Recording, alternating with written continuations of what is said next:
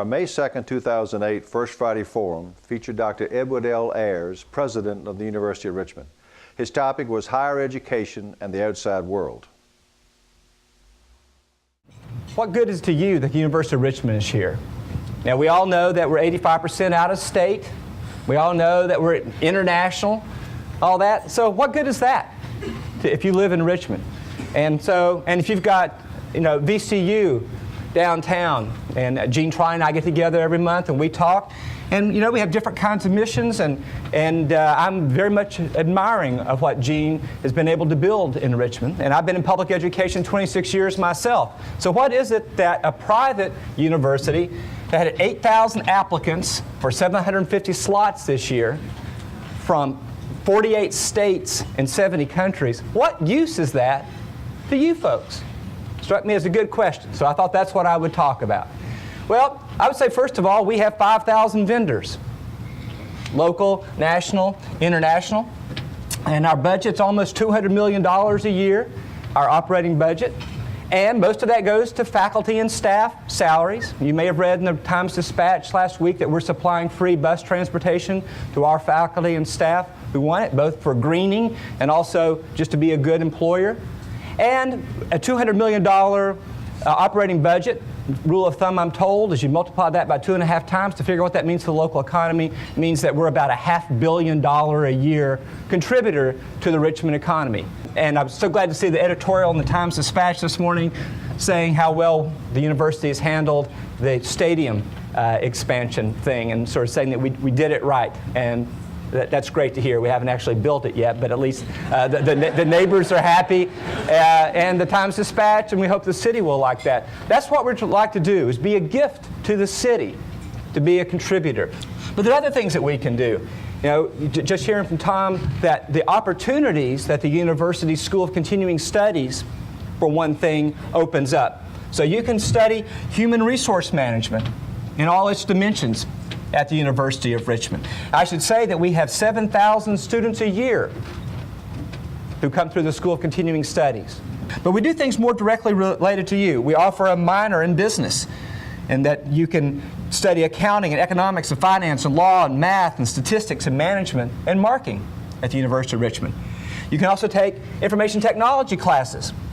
You can also get a certificate or minor in leadership studies that would help you think about are you a leader in your business, but also in the community. You can get an executive MBA through the Robbins School, number 14 program in the United States. Okay, think about that, what that means to have in your own community. Our Robbins School of Business is the 20th best business school in the United States. As a matter of fact, if people want to say, what is the University of Richmond? Somebody may ask you about that. And I would say, being in airports all over the country, people know about the University of Richmond, and I would, in all modesty, say, since I didn't create it, that we're one of the best brands that this city has. So the School of Continuing Studies, everything from learning languages to about other religions and cultures, to getting these degrees and minors in business, to human resource management, to getting an MBA. All those are things that you can do with the University of Richmond. Your University of Richmond, and I know the stereotypes, okay, had the fastest increase in the number of lowest income students of any top liberal arts college in the entire United States.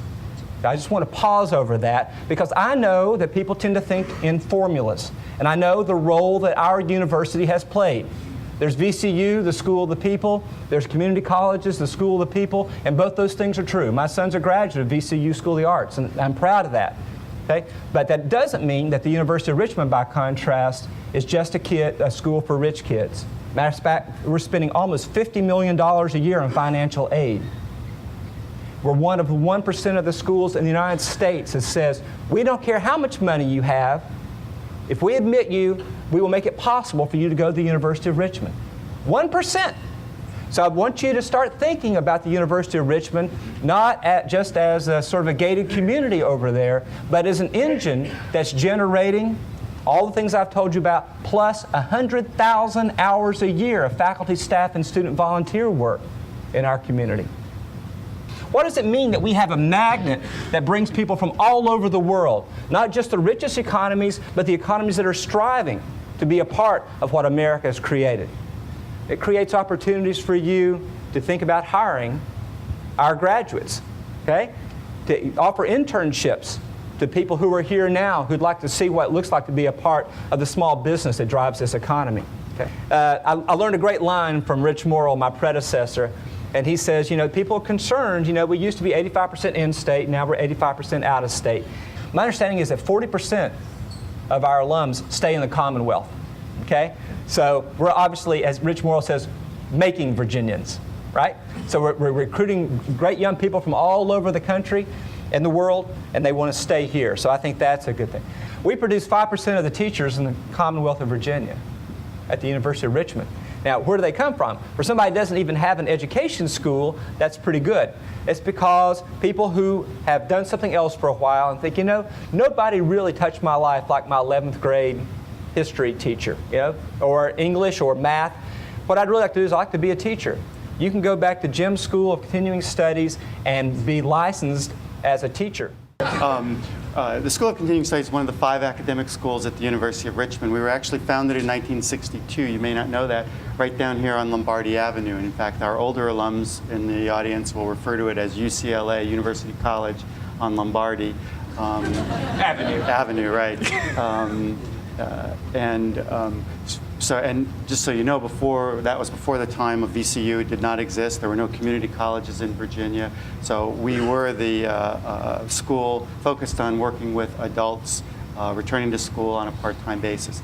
Our mission has stayed consistent throughout all of those years. That's what we do today. We provide programs for working adults to come back to school and finish their undergraduate education or come back to school and get a master's degree. We have about 1,200 students in our program currently pursuing a degree. Much of it is done on campus. We also have 2 programs totally online, so one undergraduate, one graduate program we have students from all over the country and all over the world in those programs. Plus we operate on 3 community colleges around the state as well, in Danville, in Roanoke, and in Fredericksburg. But we have 38% of our students work, 38% either in catering or the dining hall, local businesses. My son's girlfriend, any moment she's not in class or doing a nonprofit, she's babysitting or working in a shop in the fan. So part of what I would say is that there's enough truth to the stereotype. Thank goodness that there are people who can pay full freight, and thank goodness they're willing to because we offer that good an education. But thank goodness, too, that we're using that to open doors to lots of other kids who wouldn't have a chance to do it. Let me just say this again. If you know anybody whose family is making $40,000 or less and can do the work, we're free. Okay? If you know people who know less than $60,000, we're virtually so. And if you take away one lesson from this morning, is that, God, that place is little and it's quiet, but boy, it's doing a lot of things in a lot of different directions. I'd like to keep my eye on that place. I'd like to tell people who come to our city to visit about the University of Richmond, and I'd like to take advantage of it myself. Thank you so much for having me here with you this morning. Well, we hope you enjoyed Dr. Ayers' presentation. As always, networking is a very significant part of our First Friday Forum programs. We look forward to seeing you next month when we'll be talking about the Hispanic community.